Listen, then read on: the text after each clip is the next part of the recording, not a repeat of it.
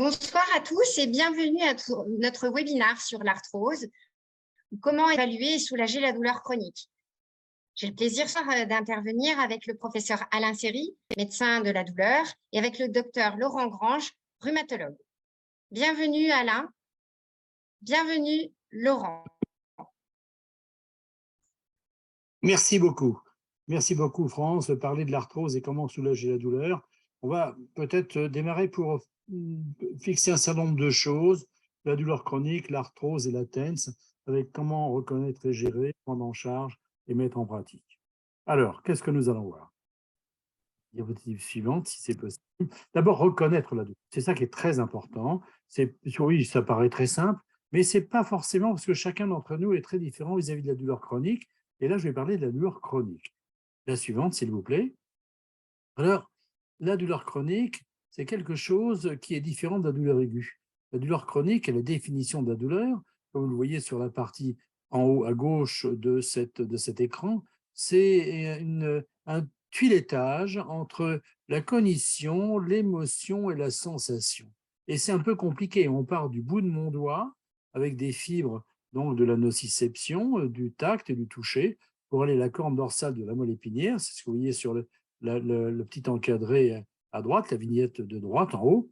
Modulation. Et ensuite, eh bien, c'est l'intégration au niveau supraspinal de l'ensemble de la douleur. Et c'est ça qui est très important. C'est ça qui fait la différence. C'est le télencéphale qui permet de différencier. Pourquoi?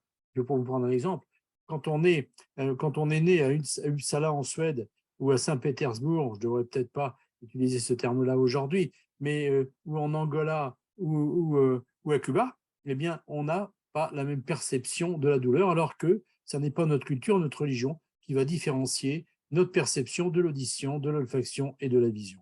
Donc, c'est quelque chose d'extrêmement élaboré qui nécessite une intégration supraspinale et qui est individuelle. La suivante, s'il vous plaît. Alors, si on va voir sur la suivante, s'il vous plaît, on va voir qu'il y a une différence entre la douleur... ah oui, c'est la douleur chronique. Quelle définition? On va se poser la question quand même. Eh bien, qu'est-ce que c'est? On a mis pour cette définition expérience sensorielle et émotionnelle désagréable près de 2 ans pour trouver ces 4 lignes, qui sont en fait 2 lignes si on les prend dans leur largeur. Expérience sensorielle et émotionnelle désagréable. Ça veut dire que l'on peut avoir une lésion corporelle et avoir mal, mais qu'on peut très bien avoir pas de lésion corporelle ni de lésion neurologique et avoir mal. C'est la douleur du schizophrène, la douleur donc de l'autiste. On l'a longtemps ignorée, on la connaît maintenant, on l'a identifiée, et nous avons des moyens de la dépister. Alors, associé à un dommage tissulaire, qu'est-ce que c'est? Le dommage tissulaire, c'est j'ai un zona, j'ai un cancer et j'ai mal. Présent ou potentiel ou décrit en termes d'un tel dommage. C'est j'ai eu un zona, je suis guéri de mon zona, mais le virus de l'herpès a détruit mes fibres sensorielles et à distance, pendant des années, je vais avoir les conséquences de cette destruction. Une autre définition, un autre exemple, c'est j'ai un cancer, j'ai une radiothérapie et j'ai mal et ça va durer pendant longtemps, alors je suis guéri de mon cancer. Ensuite, c'est 3 à 6 mois. Ça, bon, on n'est pas à 1 mois après. Et c'est ce que met le patient en avant. La suivante, s'il vous plaît.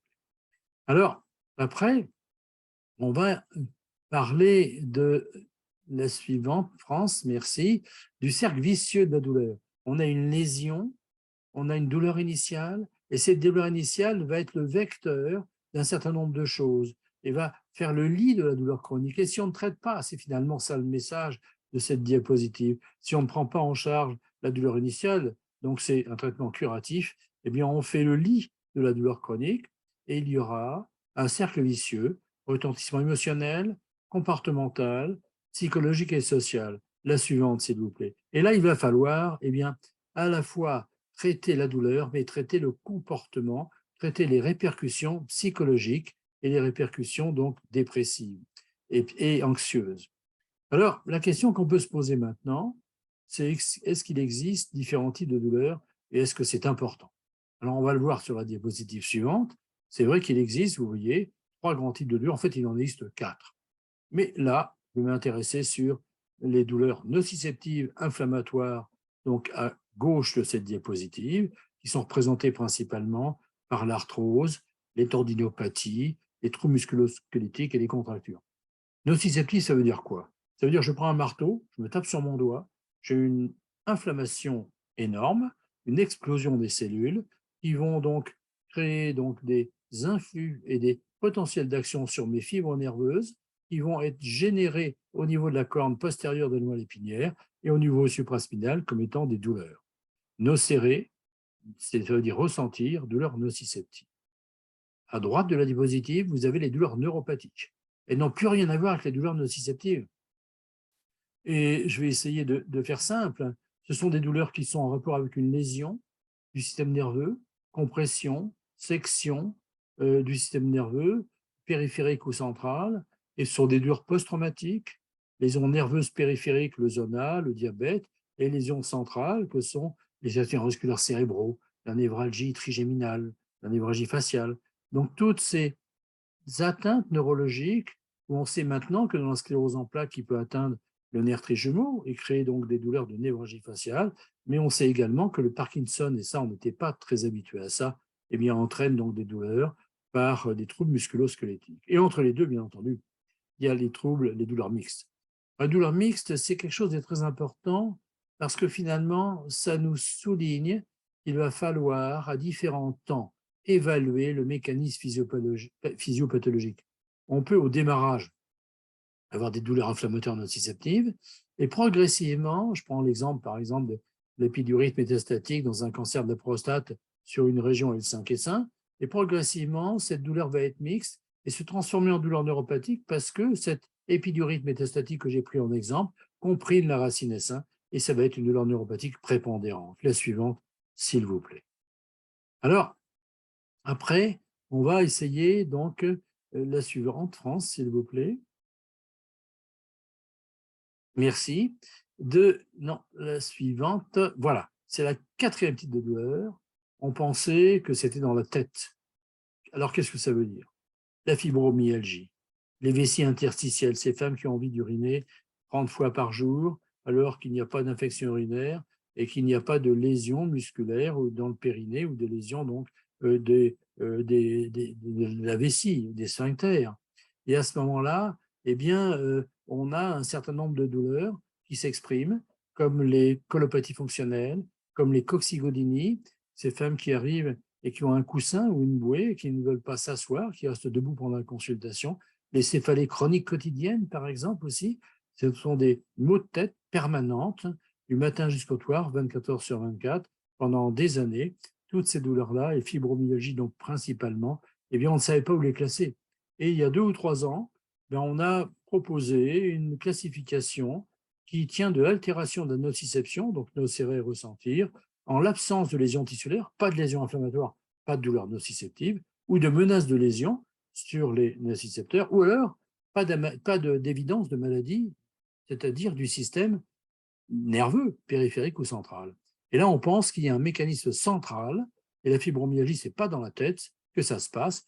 Il y a 20 ans, on disait aux femmes qui avaient des fibromyalgies, madame, j'ai un excellent confrère, il est psychiatre, il faut aller le voir. Maintenant, on sait très bien que ce sont des douleurs qui sont organiques, et ce n'est pas dans la tête que ça se passe, même s'il n'y a pas de mise en évidence de lésions.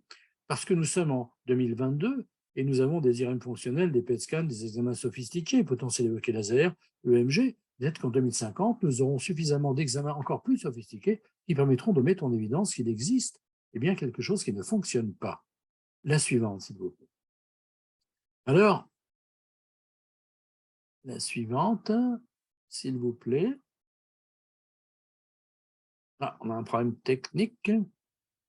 Alors, la douleur, elle n'est pas imaginaire. Ce n'est pas dans la tête que ça se passe. Hein. C'est vraiment des notions nouvelles qui datent donc de 2 ans et demi. Donc, pour conclure sur cette partie, nous avons des douleurs par excès de nociception neuropathique et des douleurs nociplastiques. Ensuite, la suivante, s'il vous plaît, France.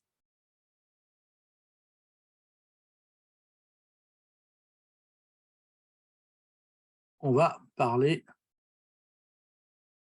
voilà, de l'évolution et de l'identification de l'intensité de la douleur. On a plusieurs outils d'évaluation. Il y a une diapositive qui est passée, mais ce n'est pas grave. Je vais vous en parler. On a des outils unidimensionnels qui ne mesurent que l'intensité de la douleur. Et ça nous permet quoi? Est-ce que c'est important de dire quelle est l'intensité de votre douleur? Ben oui, ça nous permet d'abord, dans des douleurs par excès de nociception, de dire c'est un niveau 1, niveau 2 ou un niveau 3. Niveau 1, entre 1 et 3, hein, de l'OMS, entre 3 et 6, un niveau 2, codéine, tramadol, etc. Un tas de... Et puis, niveau 3, ben, ce sont les opiacés au-delà de 6. Et là, on peut voir quoi? On peut voir que sur une évolution de 24 heures, et ça, c'est la plupart des patients, eh bien, c'est la nuit où il y a le plus de douleur. Donc, c'est important de pouvoir proposer une forme de libération prolongée, par exemple, pour la nuit, qui est plus anxiogène, ou bien alors ben, des médicaments avisés, donc de l'anxiété, pour la période nocturne. La suivante, s'il vous plaît. Donc, ces outils d'évaluation nous permettent de passer de la ville à l'hôpital, d'avoir les mêmes outils et de pouvoir parler la même chose. Alors, qu'est-ce que la composante neuropathique? La suivante. Eh bien, nous avons identifié pour les patients ce qu'ils décrivent dans les douleurs neuropathiques. Douleur excès de nociception, douleur mixte, douleur neuropathique, douleur nociplastique. Douleur neuropathique. Ce que reprennent les patients comme discriminatif, c'est décharge électrique, picotement, démangeaison, engourdissement, brûlure, sang-froid douloureux, c'est le glaçon qu'on sort du congélateur et qu'on applique sur la peau, et fourmillement. La suivante, nous avons donc élaboré un questionnaire qui s'appelle le DN4, qui est traduit en 34 langues sur Internet, il suffit de le... C'est très facile. 4 questions, hein, avec l'interrogatoire pour 2 questions et l'examen pour 2 questions. Tout le monde peut le faire, tous les soignants peuvent le faire et ils le font. Hein, les infirmiers, les aides-soignants, les pharmaciens peuvent le faire. Hein, tout à fait dans leur officine, c'est très simple, ça ne prend même pas une minute. Hein, la question 1, la douleur est-elle présente dans un territoire où on rencontre brûlure, froid douloureux, décharge électrique? 2, fourmillement, picotement, engourdissement, démangeaison. 3, c'est le trombone. Pas la peine de faire un examen neurologique sophistiqué. Le trombone, pour le mécanisme physiopathologique, pas pour la cause, hein, pas pour la pathologie, pour le mécanisme physiopathologique. Question 3, la douleur est-elle localisée dans un endroit où on trouve un engourdissement au tact ou un engourdissement à la piqûre? Et question 4, est-ce que vous supportez le frottement ou est-ce que ça déclenche une douleur? La suivante, s'il vous plaît. Ça s'appelle questionnaire DN4. Ça veut dire D comme douleur, N comme neuropathique et 4 réponses positives. La suivante, et ça veut dire que c'est une douleur neuropathique. Alors, gérer la douleur. Merci pour la suivante, diapositive. Prise en charge pluridisciplinaire, bien sûr. Solutions pharmacologiques et non pharmacologiques. Pharmacologiques, vous les connaissez, mais les patients sont de plus en plus demandeurs de propositions non pharmacologiques. La suivante, s'il vous plaît. Non pharmacologique, qu'est-ce que ça veut dire? Ça veut dire rééducation, massage, électrothérapie, TENS, cryothérapie, acupuncture, auriculothérapie, hypnose, méditation de pleine conscience. Pour toutes ces propositions thérapeutiques que vous avez sur cette diapositive, nous avons à l'imagerie moderne, PET scan et IRM fonctionnel, des modifications du débit sanguin dans le cerveau. Donc nous savons qu'il y a des répercussions. La suivante, s'il vous plaît. Et ce qui est un peu curieux, et ça nous prendra un peu de temps, mais les patients sont très demandeurs de méthodes non pharmacologiques en disant les médicaments, eh bien, on en a utilisé, on me les a donnés, ça ne marche pas, mais il faut vérifier l'observance, comment ils le prennent, etc. Et ça, c'est l'éducation thérapeutique. Alors, allez-y sur cette diapositive, énoncez les différentes propositions, allez-y. Douleur neuropathique focale, il y a en place de lidocaïne, la TENS. Ensuite, eh bien, si c'est périphérique ou central, les antidépresseurs, les antiépileptiques que vous connaissez bien. En deuxième ligne, eh bien, les patchs qu'on fait en hôpital de jour, et on en fait dans mon service, et ça donne des résultats. On est maintenant à peu près à un peu plus de 900 patients. Hein. Les prégabalines tramadol, la suivante, s'il vous plaît. Et ensuite, on a eh bien, les propositions qui demandent des services plutôt spécialisés et très pointus. La suivante, s'il vous plaît. Alors, quel est le mécanisme de l'électrothérapie? La suivante. Eh bien, nous avons 2 grands types de courants, 2 grands types d'actions. À gauche, type conventionnel, la gate control, l'effet analgésique immédiat, fréquence haute, vous voyez, 100 Hz. Et puis à droite, l'acupuncture-like, un effet analgésique persistant, endorphinique, encéphalinergique, avec une fréquence basse. La suivante, s'il vous plaît. Alors, qu'est-ce que nous observe? Premier mécanisme, c'est l'effet de la porte. Comme vous le voyez sur la diapositive, sur la vignette en haut et à droite, eh bien, il y a les fibres du tact qui sont de gros calibre, c'est alpha et bêta, et les fibres A delta et C, c'est les fibres de la douleur.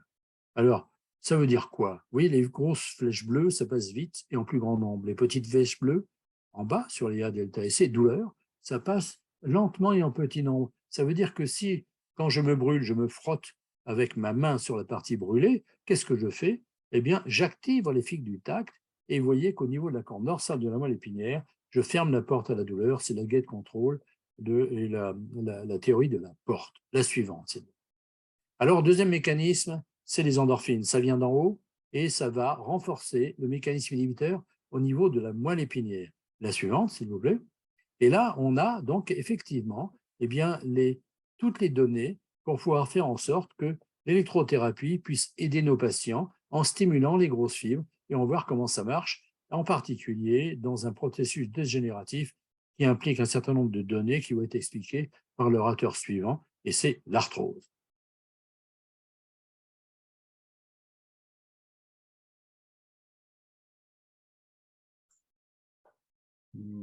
Merci beaucoup et je crois qu'il y a un petit questionnaire, une petite enquête qui va démarrer incessamment sous peu normalement.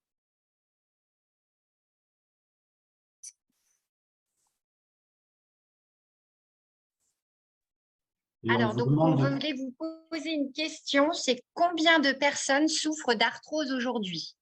Vous pouvez cocher, est-ce que vous pensez que c'est 10% de la population, 17% de la population ou 22% de la population?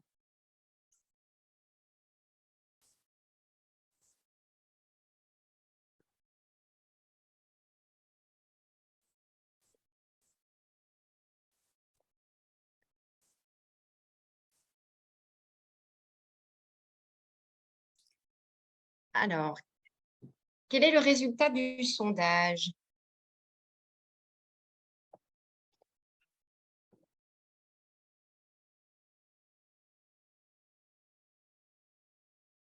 Le suspense est torride.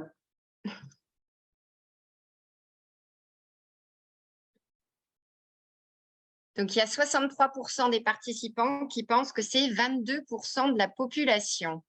Quelle est la réponse, docteur Grange? Eh bien, après ces données passionnantes que le professeur Seri nous a délivrées, je vais essayer de répondre à cette question, essayer d'aller plus loin sur ce que c'est que l'arthrose et comment on peut la prendre en charge. Alors, est-ce que ça marche ou est-ce que ça ne marche pas? Ça a plus l'air de marcher. Voilà. Donc, effectivement, la bonne réponse, c'est actuellement 17%, mais ceux qui ont répondu 22%, ils sont juste un tout petit peu en avance, parce qu'en 2030, l'arthrose concernera plus de 22% de la population. Donc, effectivement, actuellement, l'arthrose, c'est une vraie maladie qui concerne plus de 9 à 10 millions de nos concitoyens. Savoir que, et c'est peu connu, c'est la deuxième cause d'invalidité en France et la deuxième cause de consultation en médecine générale. On considère qu'il y a, ça c'est les données du Conseil de l'Ordre, il y a plus de 200 patients souffrant d'arthrose par médecin généraliste. C'est des données qui datent d'il y a quelques années. Vous voyez que c'est une maladie extrêmement fréquente et on va le voir avec des conséquences également non négligeables. Alors, d'abord, qu'est-ce que l'arthrose? Donc, on sait que le cartilage, qui est la structure au niveau de l'articulation, qui est en perpétuel renouvellement, elle est constituée essentiellement de matrices de collagène de type 2 et de protéoglycanes et d'une matrice extracellulaire. Et à l'intérieur, il y a un type de cellules, les chondrocytes, et qui renouvelle le cartilage. Il détruit du vieux cartilage et il fabrique du nouveau cartilage. Eh bien, dans l'arthrose, l'OMS a défini ce que c'était, c'est la résultante de phénomènes mécaniques et biologiques qui déstabilisent l'équilibre entre la synthèse et la dégradation du cartilage et de l'os sous-chondral. C'est une maladie de l'ensemble de l'articulation. Et vous voyez que ce n'est pas de l'usure, c'est un mécanisme dynamique qui fait que le cartilage va progressivement disparaître et diminuer également en qualité et en quantité. Alors, quelles sont les implications cliniques? Eh bien, comme vous le savez tous, j'ouvre des portes ouvertes, l'arthrose va entraîner des douleurs, qui est le maître symptôme de cette maladie. Ce sont des douleurs mécaniques par opposition aux douleurs inflammatoires, comme vous le savez bien, avec une raideur et une limitation de l'articulation, une déformation et un impact fonctionnel majeur. savoir que l'arthrose entraîne une surmortalité, toutes les études le démontrent, par augmentation du risque notamment cardiovasculaire, par sous-activité physique. Donc l'arthrose est une maladie grave, fréquente et qui est avec un impact fonctionnel majeur.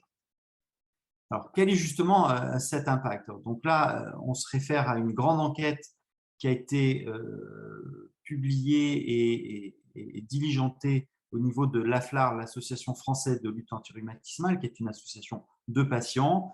L'enquête Stop Arthrose 1 2013, la deuxième 2021, on retrouve exactement les mêmes chiffres, à savoir que déjà, l'arthrose n'est pas une pathologie de personnes âgées, puisque 35% des patients décrivaient des douleurs d'arthrose avant l'âge de 40 ans, donc en pleine activité professionnelle, ce qui entraîne des répercussions sur la vie professionnelle dans plus de 70% des cas, impact sur le moral, sur le sentiment de dégradation de l'image de soi, impact sur ce qui est un peu moins connu, sur la vie sexuelle et la vie de couple, et puis ce qui est encore moins connu, la fatigue. La fatigue était plutôt dévolue au rhumatisme inflammatoire. Eh bien, grâce à cette enquête qui a été confirmée par d'autres études, notamment aux États-Unis, l'arthrose entraîne de la fatigue dans plus de 44% des cas.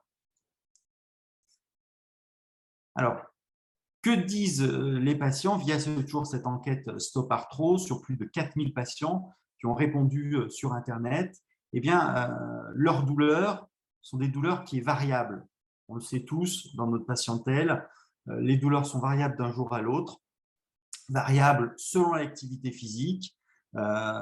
Cette douleur va perturber au plus profond des activités quotidiennes des patients et souvent, ces douleurs, dans plus de 34% des cas, sont difficilement ou mal soulagées par les thérapeutiques classiques, notamment les médicaments. Et tout ceci a un corollaire, c'est qu'il y a des besoins non pris en compte ou mal contrôlés. Par exemple, dans plus de 80, alors là c'est extraordinaire, 92% des répondants nous signalent qu'ils ont besoin d'une meilleure prise en charge de la douleur. Actuellement, on prend mal la prise en charge de la douleur de ces patients. Ils veulent beaucoup plus d'informations sur l'arthrose dans un peu moins de 80% des cas et ils veulent surtout un suivi médical de meilleure qualité. Donc, nous, médecins, on a un travail à faire d'améliorer cette prise en charge, parce que les patients nous le disent, il faut qu'on s'améliore. Et ils veulent également plus de mobilité.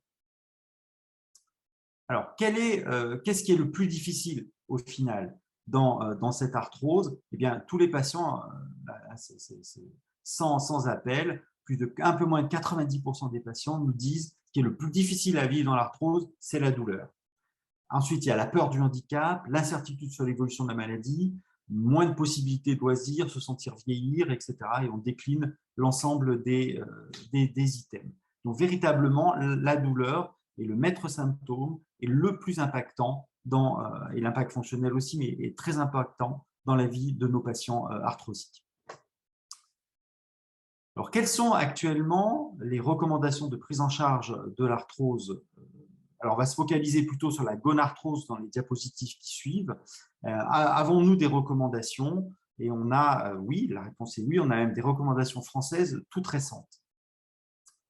Donc, avant de parler de traitement, on va parler un peu de prévention, qui me semble relativement important.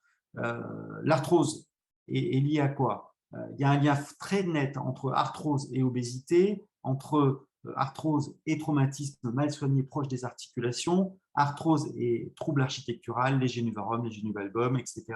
Et puis la sous-activité physique ou l'absence d'activité physique qui fait prendre du poids et qui favorise l'arthrose. Eh bien, dans la prévention, on va essayer de corriger les troubles architecturaux par des ostéotomies notamment. On va essayer de traiter au mieux les traumatismes. On va essayer de maintenir le maximum d'activité physique, de loisirs. Attention, l'activité physique de très haut niveau peut au contraire engendrer un peu d'arthrose. Par contre, l'activité de loisirs, contenue tout au long de la vie, est plutôt protecteur pour l'arthrose. Et évidemment, éviter la surcharge pondérale. Comme on l'a dit et on le redit, moins on a de poids sur les articulations et moins l'arthrose sera sévère. Alors, tout d'abord, la prise en charge non pharmacologique. Maintenant, on est dans la thérapeutique. toujours dans la gonarthrose, eh bien, le premier traitement qui ressort en evidence-based medicine dans toutes les études, c'est l'information et l'éducation. Un patient formé, un patient qui connaît sa maladie et ses traitements sera mieux pris en charge. Ensuite, la perte de poids. Il suffit de perdre de 5% de son poids ou 10% quand on est obèse pour améliorer de plus de 25% la qualité de vie des patients. Donc, la perte de poids lorsqu'on est en surpoids est un facteur important qui améliore significativement la qualité de vie des patients. Ensuite, on a tout ce qui est la médecine physique, la kinésithérapie, le renforcement musculaire qui est fondamental. Puis, on a de muscles, plus on protégera les articulations, le massage, la balnéothérapie, etc. Et puis, on a également, alors pardon, je reviens juste en arrière, j'ai oublié de signaler l'acupuncture qui est peu connue. On a quelques études qui montrent que l'acupuncture peut avoir un intérêt dans la prise en charge de la douleur des patients gonarthrosiques.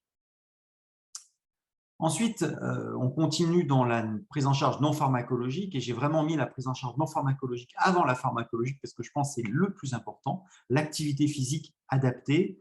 Je ne parle pas de sport, je parle véritablement d'activité physique adaptée, qui est la consommation d'énergie supérieure à la consommation d'énergie lorsqu'on est couché et qu'on ne bouge pas. Donc, marcher, c'est de l'activité physique. Marcher 6000 pas par jour permet d'améliorer la qualité de vie des patients, ou 30 minutes par jour, ou 30-60 minutes, 3 fois par semaine. Ensuite, on a toutes les aides techniques, les cannes béquilles, les orthèses de repos, de fonction, les genouillères, les semelles absorbantes ont un intérêt dans la prise en charge de la gonarthrose. Ensuite, on a les cures thermales. On a beaucoup d'évidence-based médecine et beaucoup d'études qui montrent une efficacité des cures thermales dans l'arthrose. J'en citerai qu'une, par exemple, l'étude Thermarthrose. Dans l'année qui suit une cure thermale, on a une diminution de la consommation d'antalgiques, d'anti-inflammatoires, une amélioration de la qualité de vie. Alors, ensuite, on a la prise en charge pharmacologique. Toujours dans la gonarthrose, eh bien, la SFR a émis des recommandations en partenariat avec un certain nombre de professionnels de santé, dont des médecins généralistes. Eh bien, grosso modo, au-delà des mesures non pharmacologiques, la prise en charge de la gonarthrose doit être personnalisée, à visée symptomatique et fonctionnelle, et doit nécessiter une réévaluation régulière, parce qu'on est sur une maladie chronique qui nécessite une réévaluation et une adaptation de la prise en charge. Alors, au niveau des thérapeutiques, que pouvons-nous proposer à nos patients? Vous voyez que autant l'HAS préconisait avec des recommandations HAS qui datent un tout petit peu. Eh bien, à l'époque, on disait paracétamol en premier et anti-inflammatoire en deuxième intention. Maintenant, la Société française de rhumatologie met au même niveau paracétamol et AINS. AINS, bien sûr, sous réserve de respecter les contre-indications ou les comorbidités et les différents risques liés à ces thérapeutiques. Ensuite, on a les AINS topiques qui peuvent être proposés, qui ont une efficacité notamment dans la gonarthrose. Les opioïdes faibles, on peut les utiliser sous réserve d'informer le patient et tenir compte des comorbidités et informer des potentiels effets indésirables. Attention aux opioïdes faibles. Pour ce qui est des opioïdes forts, très clairement, elles n'ont pas leur place dans la prise en charge de l'arthrose, sauf en cas de contre-indication à la chirurgie. Lorsqu'on a tout essayé, véritablement, on évitera l'utilisation des opioïdes forts dans la gonarthrose.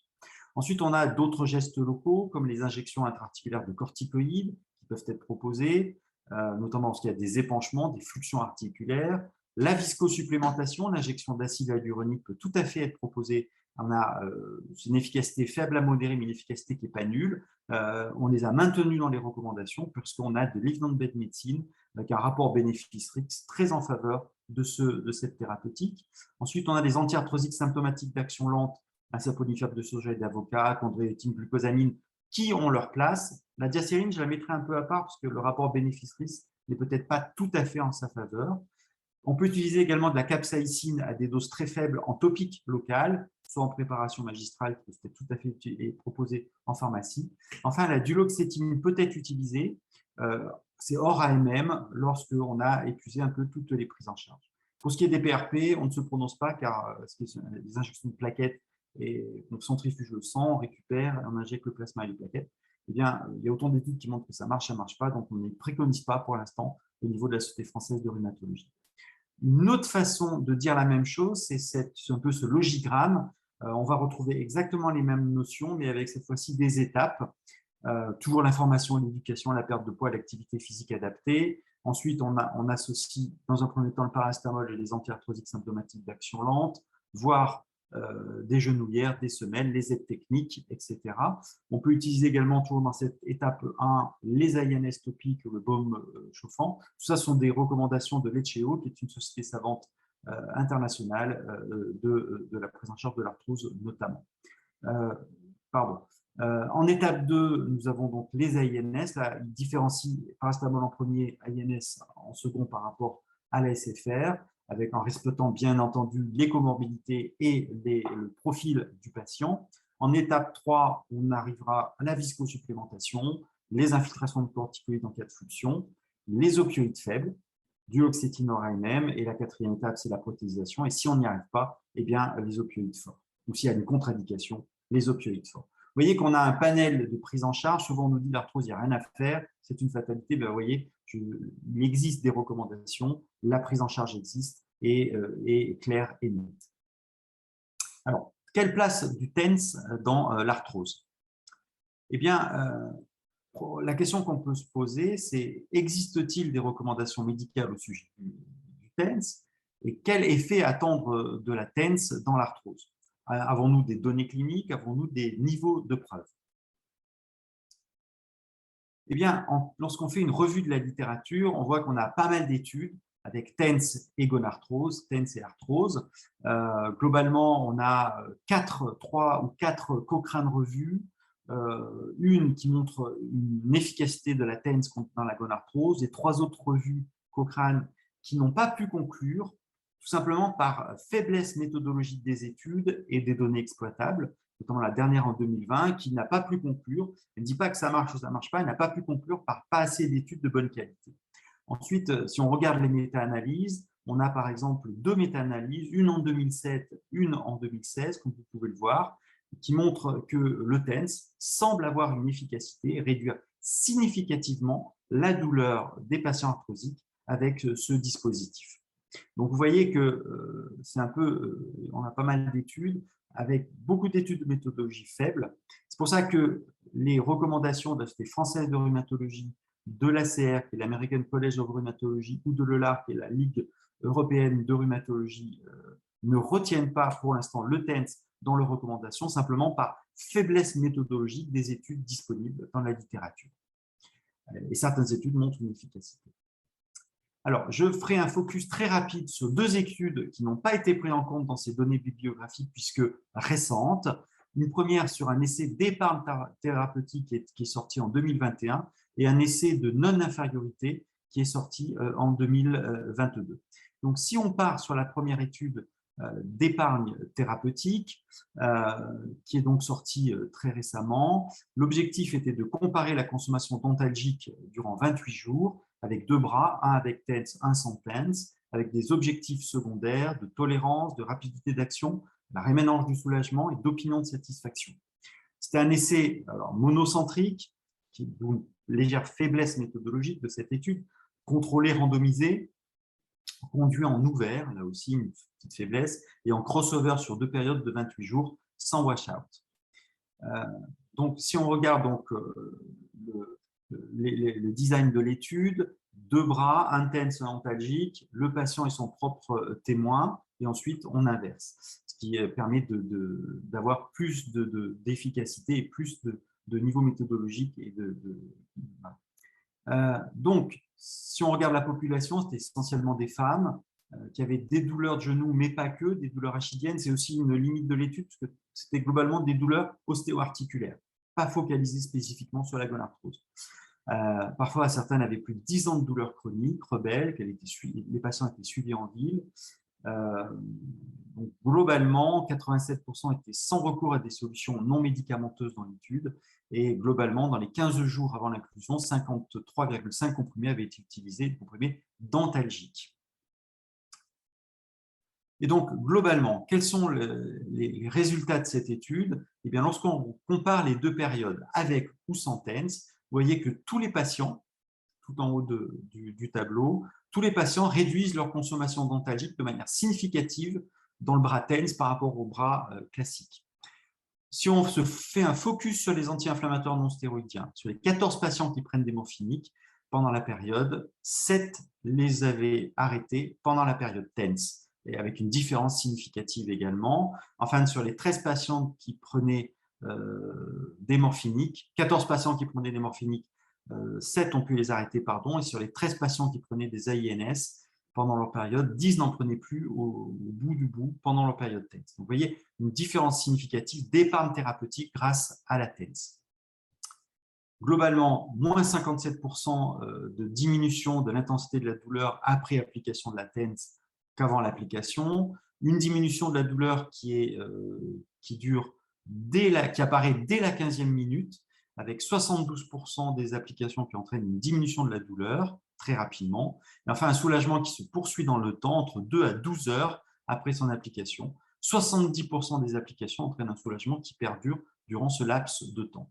Vous voyez, extrêmement efficace sur le niveau de douleur.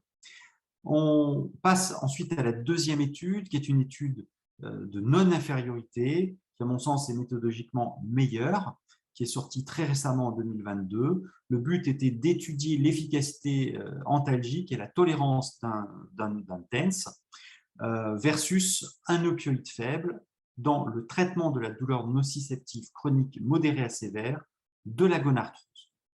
Avec une méthodologie forte, un nombre de patients important. Vous voyez qu'il y a un peu plus de 100 patients inclus, et je ne rentrerai pas dans le détail du design de l'étude par manque de temps, mais globalement, les résultats intéressants sont que tant en pair protocole qu'en ITT, on a une non-infériorité démontrée dans le Bratens par rapport aux opioïdes faibles, et que il y a même une possibilité, je suis allé un peu vite, il y a également une supériorité d'efficacité de la TENS par rapport aux opioïdes faibles dans le traitement de la douleur de la gonarthrose, comme vous pouvez le voir. Donc, une diminution de moins 2 points de l'intensité de la douleur, voilà, et une diminution de moins 1 dans le bras opioïde faible. Donc, globalement, il y a une différence significative entre J0 et M3 de 2 points du TENS par rapport aux opioïdes faibles. Pour ce qui est des effets indésirables, là aussi, pas beaucoup de suspense. On sait bien que les opioïdes faibles entraînent un certain nombre d'effets indésirables. Vous voyez qu'il n'y a pas photo. On a eu 36 effets indésirables sous opioïdes faibles et simplement 7 sous TENS. Donc, il y a une différence significative d'effets indésirables inférieurs dans le bras TENS par rapport au bras opioïdes faibles. Donc, en conclusion, qu'est-ce qu'on peut retenir dans la gonarthrose? Très simplement, que l'efficacité est controversée du fait de la qualité méthodologique et le manque de standardisation et de protocolisation des dispositifs dans les études, malgré un niveau de preuve équivalent que des antalgiques, la TENS n'est actuellement pas recommandée, n'est pas retenue par le LAR et par l'ACR, sachant que les 2 dernières études n'avaient pas été utilisées dans ces méta-analyses. Le TENS semble globalement quand même efficace lorsque les règles de bon usage sont respectées, et la TENS peut s'avérer plus efficace et mieux tolérée que les opioïdes, et ça c'est vraiment important, ce qui est démontré par la dernière étude, et offre un niveau d'antalgie non pharmacologique intéressant, alternative dans sa gestion. Je suis bloqué.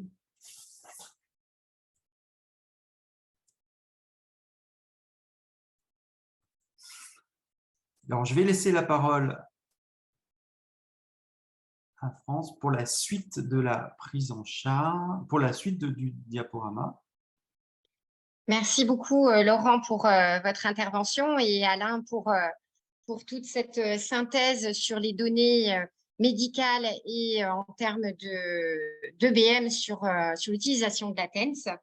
Ce que je vous propose effectivement, c'est de voir en pratique comment vous pouvez utiliser TENS dans le suivi de vos patients. Mais avant ça, je voulais vous poser justement une petite question. Laetitia, est-ce que vous pouvez lancer le sondage, s'il vous plaît? Alors, à votre avis, est-ce que les médecins généralistes peuvent prescrire un appareil TENS? Vrai ou faux?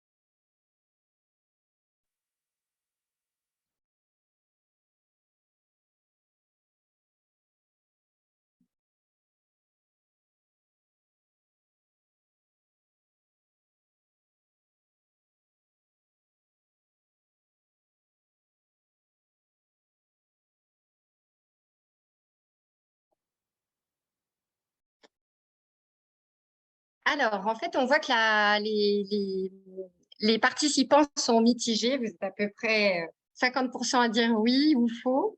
Donc, on va voir ensemble ce qu'il en est réellement dans la pratique.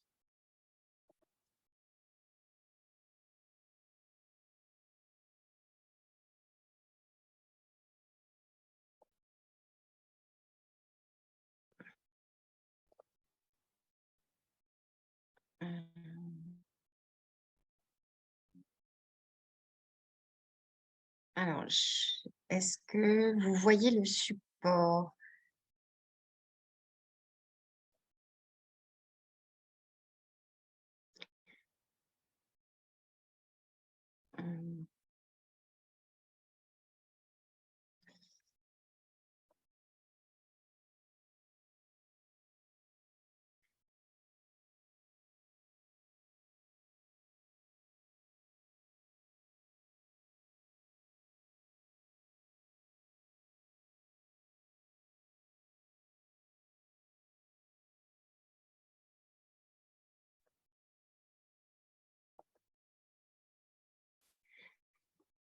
Alors, ce qu'il faut déjà savoir sur le TENS, ce sont ses indications générales. Selon les fabricants, ils vous indiquent des grands univers. Ce qu'il faut savoir, c'est que dans le TENS, vous pouvez l'utiliser tant pour les aigus que pour les douleurs chroniques, et dans des univers très différents. Vous les indiquez dans les douleurs articulaires, les douleurs traumatiques, comme par exemple des entorses, toutes les névralgies, les douleurs d'origine musculaire, et il y a une utilisation particulière dans la lombalgie, mais aussi tout ce qui va être douleur chronique post-chirurgicale. D'une manière générale, le TENS est efficace quand les douleurs sont ressenties de manière superficielle. Quand elles sont très profondes, ça peut être déceptif. Slide suivante, s'il vous plaît.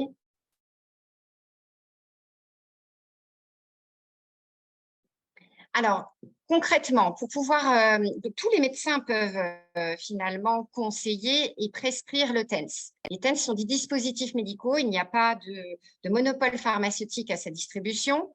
Et vous avez finalement un premier moyen pour recommander un TENS à vos patients, c'est de passer par une prescription via un cabinet de kinésithérapie.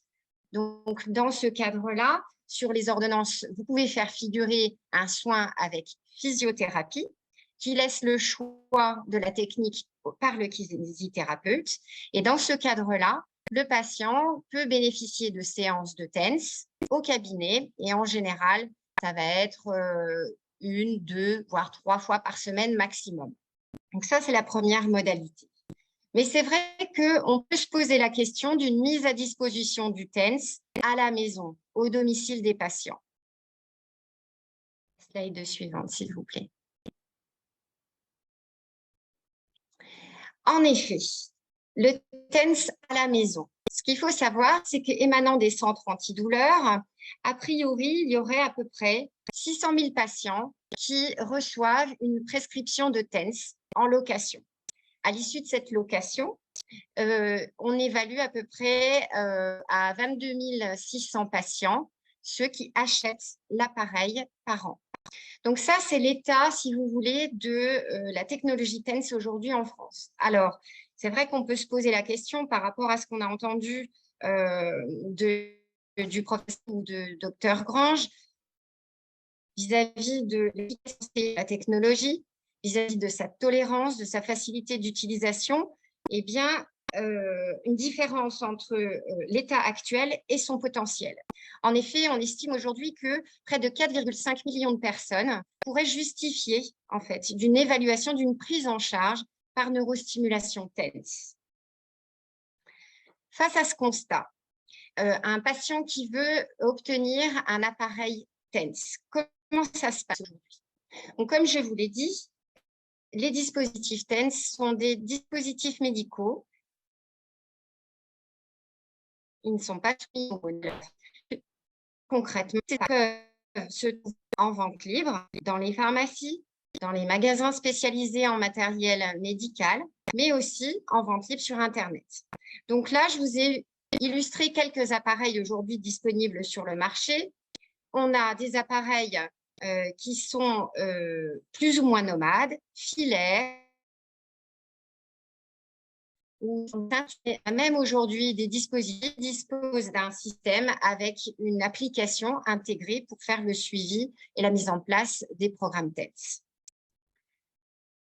Slide suivante, s'il vous plaît.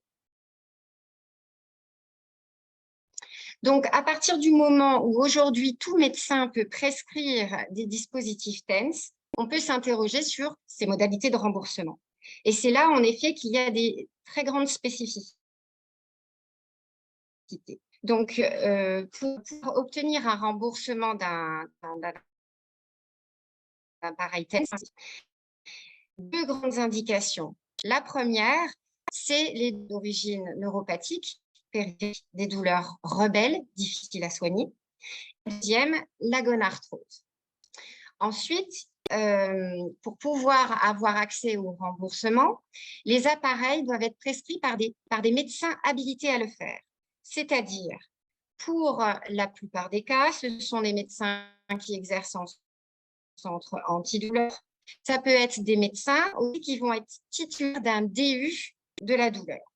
Et enfin, concernant l'indication dans la gonarthrose, il y a la possibilité aujourd'hui pour les rhumatologues, les rééducateurs fonctionnels, de pouvoir prescrire certains types d'appareils. Concernant les appareils, sachez qu'ils ont des spécificités.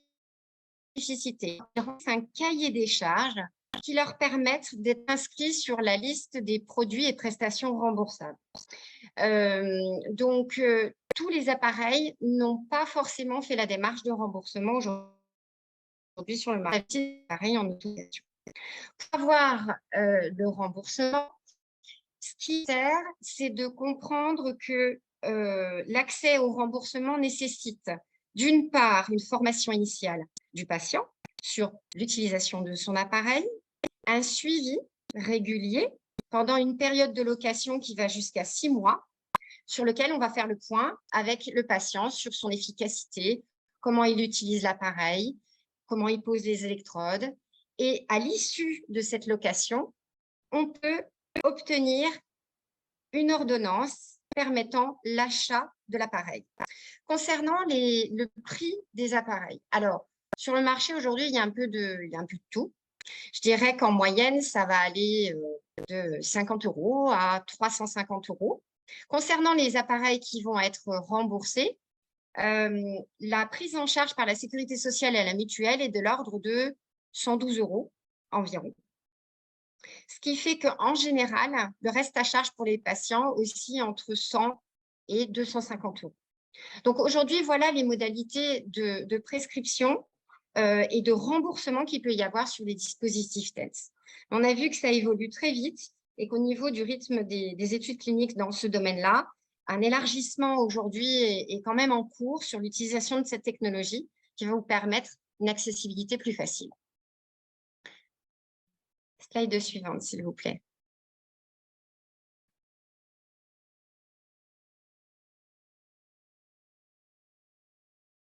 Alors, on a vu que l'utilisation des appareils TENS est assez technique. Quelles peuvent être les tailles pratiques à donner pour réussir une séance d'électrothérapie?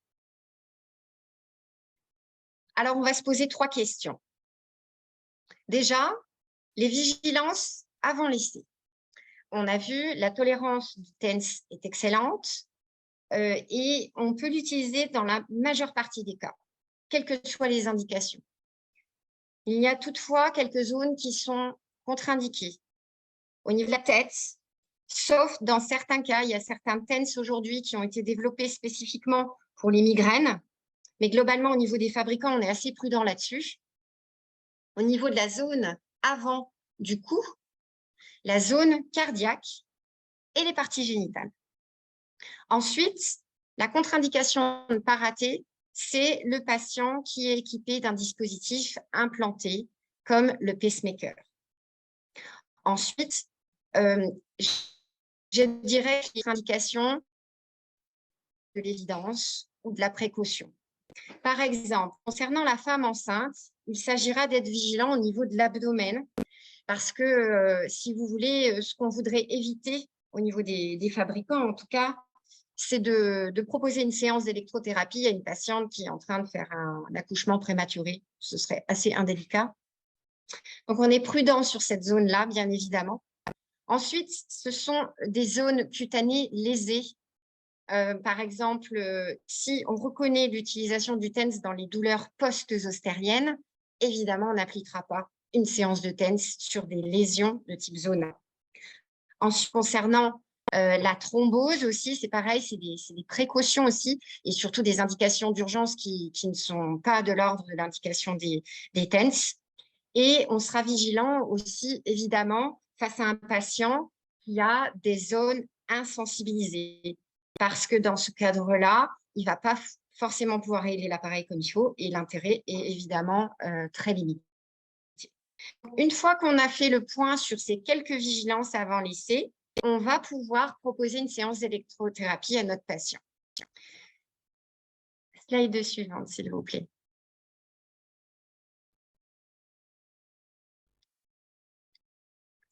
Alors, les questions pratiques, c'est quoi? C'est où est-ce que je mets les électrodes? Qu'est-ce que je choisis comme programme? Et quels sont les bénéfices attendus?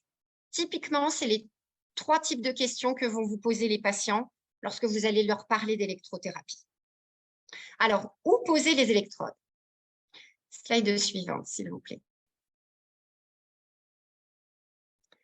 La pose des électrodes est simple. Ce qu'il faut retenir, c'est que d'une manière générale, on pose les électrodes en regard de la zone douloureuse. Éventuellement, dans certaines situations, vous pouvez avoir des patients qui vont réagir très vite à l'électricité, qui peuvent avoir des phénomènes d'allodynie. On va chercher dans ce cas-là la zone au pourtour de la zone douloureuse.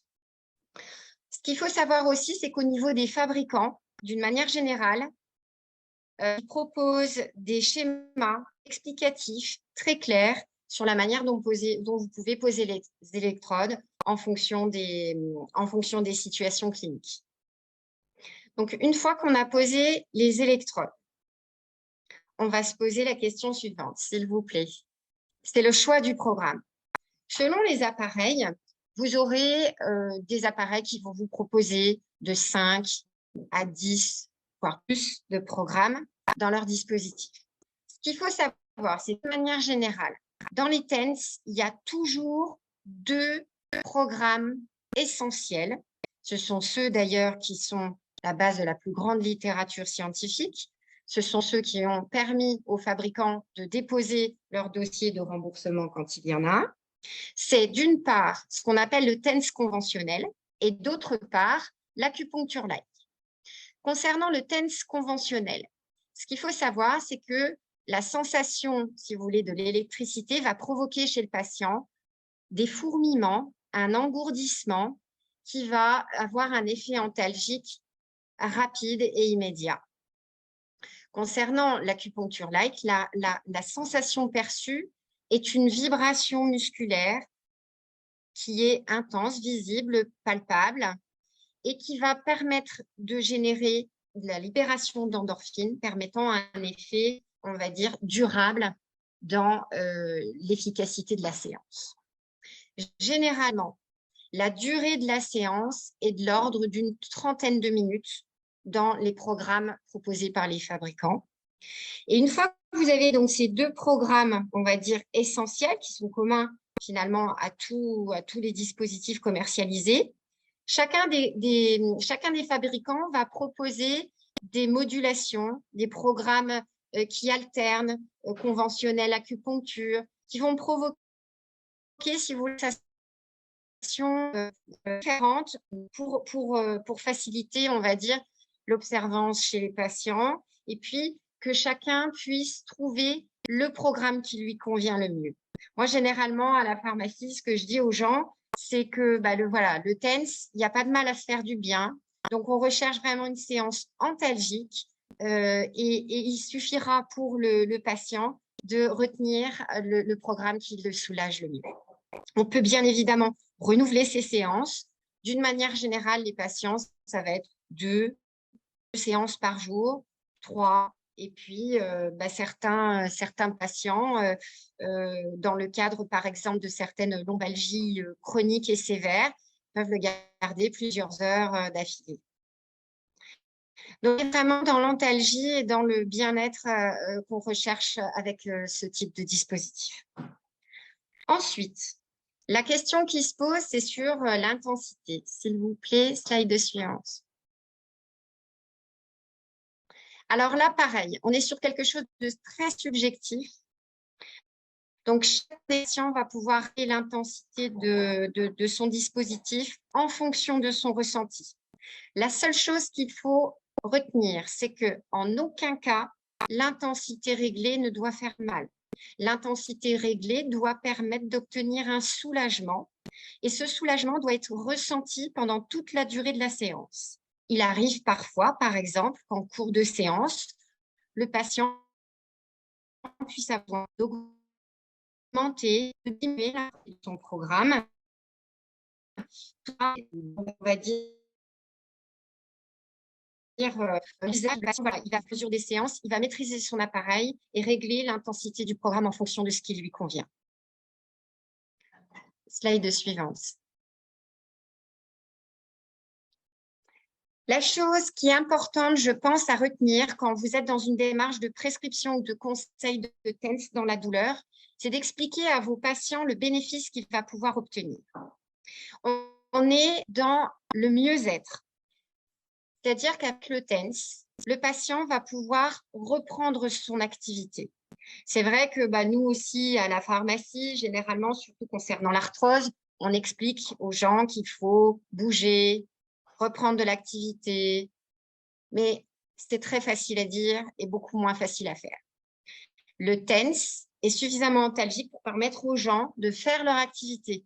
Moi, typiquement, je dis aux personnes, voilà, vous voulez faire une promenade en forêt, eh bien, vous mettez le TENS et puis vous faites votre balade en forêt. Ça va vous aider à faire vos exercices. On peut aussi utiliser le TENS en amont des séances de rééducation avec le kiné, puisque le patient va être un petit peu soulagé et ça va permettre un petit peu de travailler les limites de manière plus efficace avec le kinésithérapeute. Vous avez régulièrement, je pense, aujourd'hui dans vos cabinets, nous on le voit aussi à la pharmacie, c'est des patients qui se plaignent finalement de la consommation des antalgiques qu'ils peuvent avoir au quotidien. On l'a vu par exemple dans l'exemple de l'étude récente sur l'épargne thérapeutique avec le TENS. Globalement, les gens en souffrance chronique, eh bien, c'est de 50 comprimés par semaine. Donc, c'est vrai que ça devient compliqué et la demande est fréquente de réduire la consommation d'antalgiques. Vous avez aussi des patients qui vont avoir, avec le temps, une moins bonne tolérance concernant les INS. Donc là aussi, sachez qu'effectivement, avec le TENS, vous allez pouvoir réduire la consommation d'antalgiques et d'INS jusqu'à 90% dans certains cas. Le soulagement, c'est-à-dire que finalement, c'est un peu qui tout double avec le TENS. Donc, faire essayer le TENS à vos patients, et si ça marche, il va en être satisfait. Donc, c'est pour toute cette raison que vous pouvez, je pense que c'est des arguments qui sont importants à donner à vos patients lorsque vous engagez dans une prescription de TENS.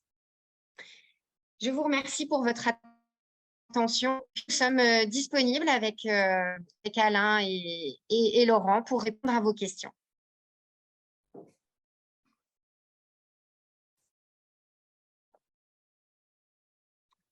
Alors, je vais regarder donc dans la zone. Vous avez une zone, donc questions-réponses dans laquelle vous pouvez inscrire vos questions. Donc, alors, j'ai une question sur la prise en charge de la douleur. Est-ce qu'il y a un intérêt pour soulager la douleur? Donc là, je pense que c'est une question pour Alain. Oui, merci. Je n'ai pas compris la question. Vous pouvez me la répéter? En fait, on nous pose la question, est-ce que le CBD a un intérêt pour la douleur? Le cannabis. C'est le cannabis. Alors, c'est une question très pertinente et très d'actualité, que les patients demandent peu de médicaments, de moins en moins, en disant je ne souhaite pas de traitement pharmacologique. Et à la fin, finalement, quand on leur propose de la TENS, de l'électrothérapie, de l'acupuncture, de l'auriculothérapie, de la cryothérapie, de la méditation de pleine conscience, ils vous disent et docteur, et le cannabis. Là, on a l'impression que les patients pensent que le cannabis, c'est une solution écologique. Ce n'est pas une impression, ils nous le disent. Et moi, je leur dis, mais écoutez, le cannabis, c'est une plante, mais l'aspirine, c'est d'aspirer des prés, c'est aussi une plante. Et puis la morphine, c'est le pavot, c'est aussi une plante. Et donc, il n'y a rien d'écologique là-dedans. Hein. Et l'espoir qui est mis dans le cannabis sur 5 indications principales va générer beaucoup de désillusions. Les 5 indications sont très précises. C'est les épilepsies, une cause spéciale d'épilepsie. C'est les douleurs neuropathiques périphériques et centrales, rebelles à toute thérapeutique. C'est les leçons palliatives et la fin de vie. C'est le cancer et c'est le sida. Mais surtout pas les douleurs ostéo-articulaires. Il n'y a dans l'arthrose qui aujourd'hui nous intéresse absolument pas d'indication pour le cannabis. Merci. Merci beaucoup. Alors, on a une question très pratico-pratique sur la pose des électrodes avec une remarque concernant le coût. Alors, je voulais bien préciser que la zone contre-indiquée sur le TENS, c'est le devant du cou. Donc, effectivement, quelqu'un qui a une cervicalgie, le TENS est une indication majeure. Donc, on peut effectivement poser le TENS derrière. On a une question aussi d'utilisation du TENS dans la rhizarthrose. Alors, Alain, est-ce que vous avez eu une utilisation dans ce cadre-là? Non, là, je vais passer la parole au docteur Grange, qui est plutôt spécialisé dans tout ce qui est rhumatologique et ostéo-articulaire. Oui, alors dans la rhizarthrose, la plupart des études ont été faites essentiellement au niveau de la gonarthrose. On a très peu ou pas du tout d'études sur la rhizarthrose, donc je ne vais pas pouvoir répondre. Et en pratique, moi, je l'utilise pas trop dans la rhizarthrose. Voilà, mais il faudrait peut-être l'essayer, faire une étude pour voir si ça fonctionne ou pas, en sachant que la rhizarthrose, c'est une articulation, enfin, c'est une zone qui est très petite, donc il faudrait, ça va être compliqué de mettre les électrodes sur cette zone. Je ne sais pas ce qu'en pense Alain Séry, mais voilà. Oui, oui. Non, tout à fait, totalement en phase. Ça me paraît compliqué, et puis il n'y a pas d'études, et sur le plan faisabilité, c'est un peu compliqué. Merci. Alors, on s'interroge sur l'autonomie du patient pour l'utilisation du TENS et le nombre de séances qu'il faille faire par semaine pour espérer un soulagement. Alors, je voulais revenir sur la notion effectivement d'autonomie du patient sur le TENS, et je pense que vous me rejoindrez. Ce sont des appareils qui nécessitent qu'on montre aux patients. Il y a une séance en fait d'initiation. Voilà, il faut leur montrer comment fonctionne l'appareil, mais c'est assez, ça peut rester assez intuitif une fois qu'on a testé les produits. Et le nombre de séances, c'est quotidien. Hein. Enfin, je ne sais pas si du coup, Alain et Laurent, vous avez une expérience de ce point de vue-là, mais… Je vous laisse la parole sur l'arthrose, que le sujet, c'est ça aujourd'hui. Alors, dans l'arthrose, effectivement, de toute façon, l'HAS pour la TENS nous oblige et demande à ce qu'on ait une information et une éducation du patient sur comment utiliser le dispositif. C'est même très recommandé. Alain, je pense que vous êtes d'accord.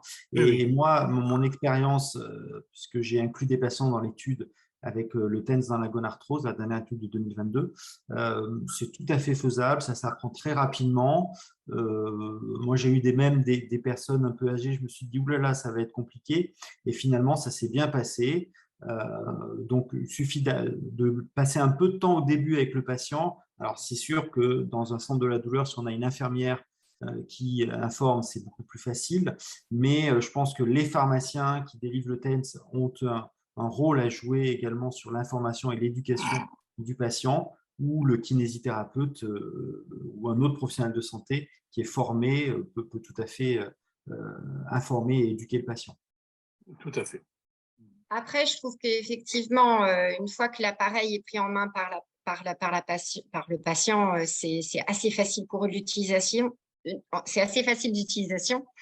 Et ce que je trouve important de rappeler, enfin, c'est ce que je vois aussi à la pharmacie, c'est d'insister sur cette observance.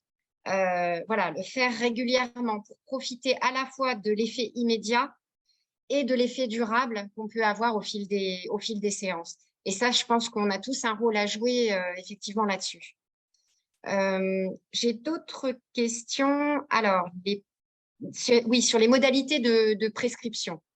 Donc, rappeler un petit peu les modalités de prescription. Donc, les modalités de prescription, tout médecin peut prescrire. D'accord? C'est des appareils qui sont en vente libre.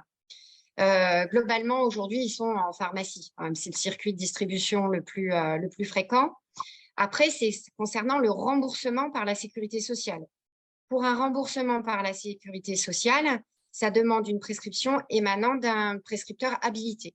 Aujourd'hui, majoritairement pour l'ensemble des produits TENS disponibles sur le marché, ce sont les centres antidouleurs, les médecins spécialistes de la douleur ou tout médecin.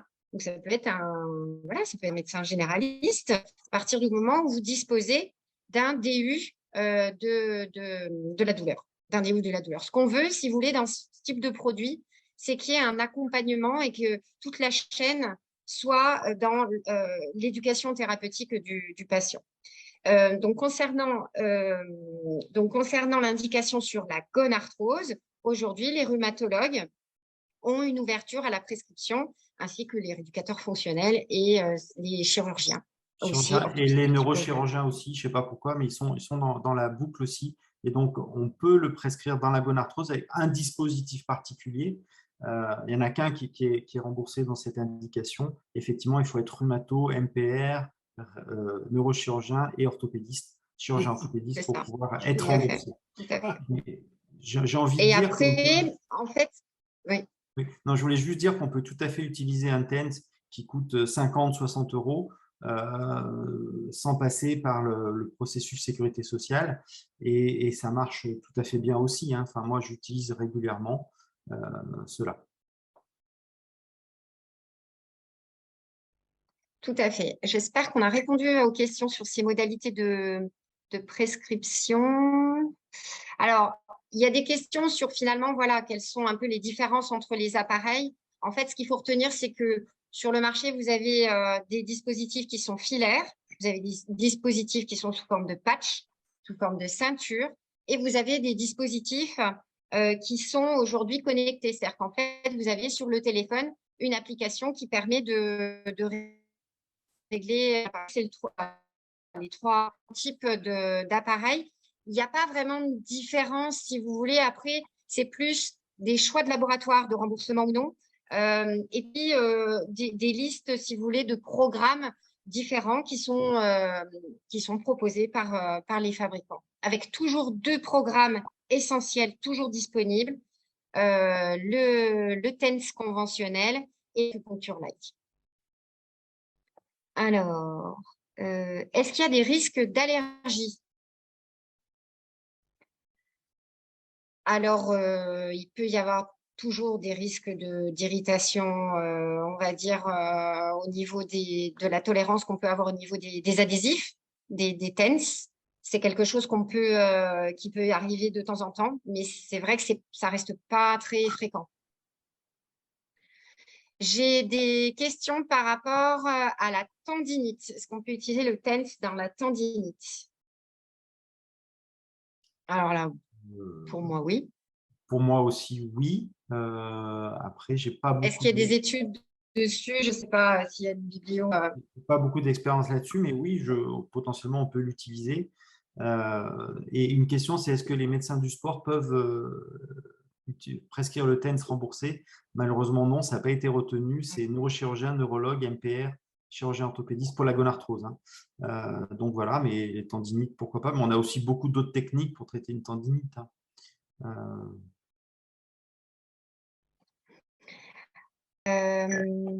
Alors, on nous demande, alors je vois plusieurs questions sur est-ce qu'on pourrait un peu réexpliquer le mode d'action des deux différents programmes? Oui, on peut expliquer. Il y a un programme qui est donc de stimuler les fibres du tact. C'est un peu comme quand on se cogne, on va se frotter pour enlever, pour diminuer la douleur de façon spontanée. Qu'est-ce que l'on fait?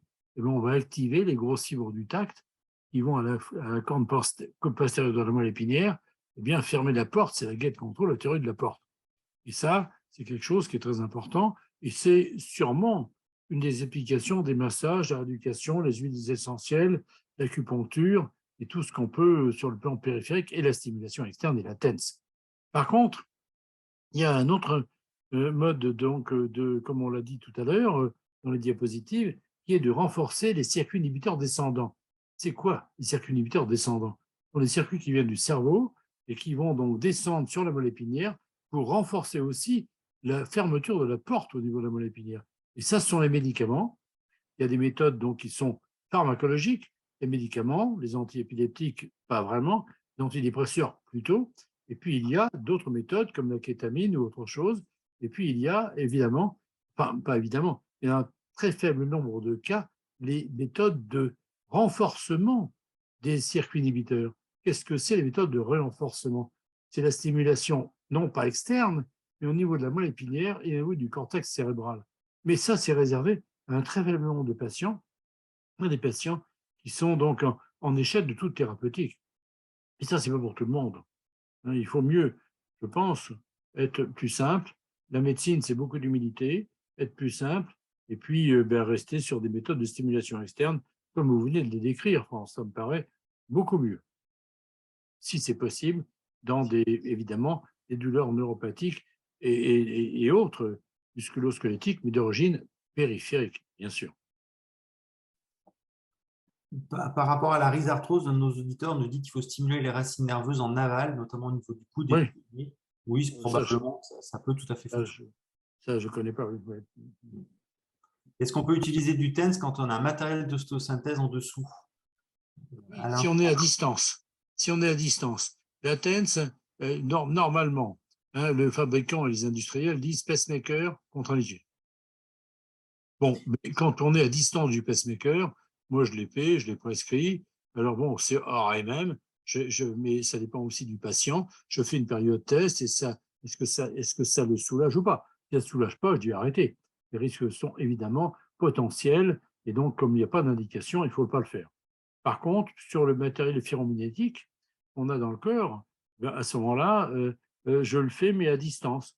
Et si ça aide, pourquoi pas? Et c'est toujours, à ce moment-là, dans une indication qui n'est pas en première ligne, qui est en deuxième, troisième ligne, après échec des traitements pharmacologiques ou non pharmacologiques habituels. Et on a une question sur est-ce que l'efficacité du TENS est impactée chez les patients atteints de maladies neurodégénératives type Alzheimer ou Parkinson? Si c'est une lésion périphérique ou une lésion ostéo-articulaire, comme vous l'avez démontré, moi, je n'y vois pas d'inconvénient. Simplement, c'est que les lésions dégénératives centrales, évidemment, la TENS n'a absolument aucune efficacité sur des douleurs qui sont projetées ou rapportées à partir d'une lésion centrale. Ça n'est pas possible. Enfin, on peut l'essayer. Après tout, pourquoi pas? Vous savez, ce qui compte, c'est l'humilité en médecine, comme vous le savez, mais c'est aussi le patient report outcome, c'est-à-dire un indice global de satisfaction. Le patient est content, avec des méthodes non pharmacologiques qui n'ont pas d'effet indésirable, eh bien, il faut continuer. Ça, c'est mon opinion personnelle. Une question sur l'arthrose rachidienne, l'arthrose des apophyses articulaires postérieures. Oui, ça marche, on l'utilise régulièrement et ça marche remarquablement bien. Oui, alors, bon, ça marche sur, évidemment, mais oui, je comprends ce que vous dites, mais c'est sur la topographie cutanée, bilatérale, de l'arthrose intermédiaire postérieure, éventuelle, non, c'est pas ça. Oui, c'est la lombalgie dégénérative. Oui, tout à fait. Lombalgie chronique, mais sans irradiation radiculaire. Ou avec, non. Oui. À ce moment-là, pourquoi pas?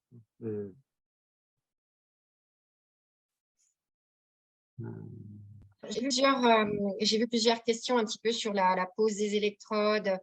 Je dirais que d'une manière générale, voilà, sur les livrets des fabricants, il y a des indications. hein, qui vous oriente.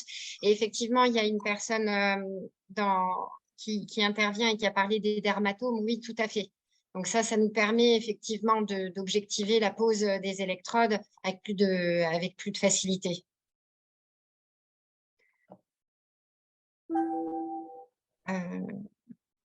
Après... Est-ce qu'il y a une cotation infirmière pour aider à la pose des patchs au domicile? Ça, je ne pourrais pas répondre. Alors, je ne sais pas répondre non plus. Sur quoi? Sur la pause? Sur la pose des patchs au domicile. Ah oui, vous dire, non, je pense pas. Je ne Non, sais pas. parce que du coup, les C'est un séances de acte suivi, infirmier. il y a des séances de suivi qui sont faites à 1 et 3 mois, mais du coup, c'est en centre antidouleur. Mais effectivement, non, je ne crois pas qu'il y ait de choses spécifiques qui aient été développées par rapport au suivi par les infirmières à domicile. À domicile, je ne pense pas. Mais à vérifier, je ne pense pas. Par contre, un kiné peut poser tout à fait un patch, par contre, à la place d'une infirmière, enfin, je pense. Oui, mais dans son cabinet. Je ne sais pas s'il peut le faire. Parce que on a des questions. C'est 3 à 4 heures par jour, tous les jours. Oui, pardon. Oui, France, pardon. Alors, j'ai une question sur le syndrome de Tietze. Moi, je n'ai pas d'expérience des poses. En plus, le syndrome de Tietze, c'est au niveau thoracique. Oui. Poser des électrodes proches du cœur, ce n'est pas très conseillé, je crois, Alain. Hein. Oh, c'est superficiel, ça ne va pas très profond. Ouais. On peut essayer pendant quelques jours, mais à mon avis, ce n'est pas ça qui va arranger les choses. Mais pourquoi pas? C'est une méthode qui évite, quand tout est en échec, on peut essayer, mais c'est pas. Effectivement, il n'y a pas de travaux là-dessus, il n'y a pas d'indication là-dessus, et c'est hors AMM, bien sûr. Alors, on nous dit qu'il y a une cotation pour pose de patch antidouleur par les infirmières. Oui, mais une cotation de pose de TENS par une infirmière, je ne suis pas sûr. Je ne sais pas. Moi, dans mon service, les infirmières spécialisées douleur, référentes douleur, ont des consultations pour la TENS, mais la TENS qui est sur prescription médicale. Et là, donc, effectivement, elle passe 1 heure avec le patient en montrant où il faut poser les électrodes, quel mode il faut prévoir, et qu'est-ce qu'on en attend, etc. Il y a tout un questionnaire et un dossier à remplir. Et ce n'est pas la même chose, on ne parle pas de ça. Très bien. Après, si je réponds très rapidement pour les compléments alimentaires, l'arpagophytum, le curcuma, alors on a certains compléments alimentaires ont des études, mais la plupart n'ont pas d'études. Donc, les patients l'utilisent très régulièrement. De toute façon, les anti-arthrosiques symptomatiques d'action lente ont été déremboursés. Donc, moi, je dirais aux patients, oui, pourquoi pas les utiliser. Simplement, parlez-en à votre médecin ou à votre pharmacien pour pas qu'il y ait d'interaction avec les traitements classiques, mais pourquoi pas les utiliser. Et en sachant qu'on a aussi des médicaments qui sont à base de glucosamine, chondroïtine sulfate et autres, qui ont, eux, des études qui sont déremboursées, non pas par absence d'efficacité, mais par efficacité faible à modérée. Donc voilà, je ne sais pas si j'ai répondu à votre question. Et puis, il y avait quelque chose de la question du matériel d'ostosynthèse qui n'est pas une contre-indication. Oui, c'est ça. Je viens de voir ça, là. Oui. Non, c'est une contre-indication par le fabricant et par l'industriel, bien entendu, pour se prévoir donc d'actions médico-juridiques éventuelles s'il y avait une complication quelque part.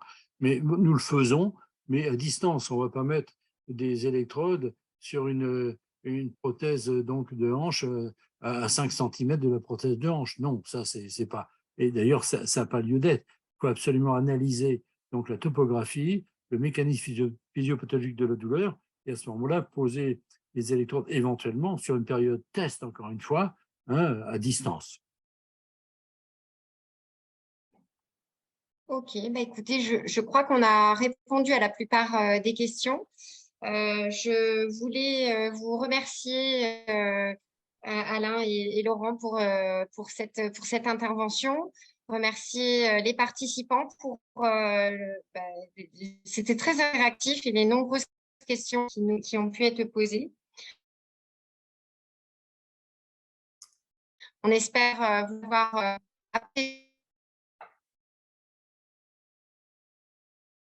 des clés pour cette technologie TENS qui est somme toute nouvelle dans nos pratiques. Est-ce que vous avez un mot, Laurent ou professeur? Non, moi, je voulais juste vous remercier et remercier la Fondation Urgo d'avoir organisé ce webinaire qui me paraissait excessivement intéressant. Et merci à Alain d'avoir apporté son expertise de haut niveau. Non, non, non, pas du tout. Merci à vous. Votre topo était très intéressant. J'ai beaucoup appris et ça m'a permis donc de mettre à jour mes connaissances que je n'avais pas dans votre domaine aussi pointues que vous les avez. Donc, je vous en remercie. Vous m'avez rendu plus intelligent. Alors, après, je remercie évidemment France et et Urgo que c'est intéressant ces débats. Ça me semble intéressant parce que de plus en plus, nos patients demandent des méthodes qui ne sont pas pharmacologiques et je les comprends. Et nous avons dans différents domaines dans le monde, en Inde et puis également en Chine, plein de méthodes qui ne sont pas pharmacologiques et qui auraient été abandonnées il y a des millénaires si ça n'avait pas marché. Or, nos méthodes actuelles à l'Agence nationale de sécurité du médicament ne permettent pas à ces protocoles, entre guillemets, de franchir les fourches codines et puis de dire, voilà, c'est une méthode randomisée, double aveugle, contre un placebo, contre une substance active, etc. Parce que ça ne marche pas. Et donc, pourtant, eh bien, j'ai eu la chance, l'opportunité de faire beaucoup d'humanitaires dans les pays défavorisés ou émergents, et j'ai vu fonctionner ces méthodes. Et ça marche. Alors bon, pas pour tout, mais donc il faut être humble en médecine, puis dire qu'on ne connaît pas tout, et nos méthodes scientifiques ne permettent sûrement pas à d'autres possibilités d'émerger dans nos thérapeutiques occidentales. Et c'est un petit peu dommage. Merci beaucoup. Merci à vous et bonne soirée. Merci, bonne fin de soirée.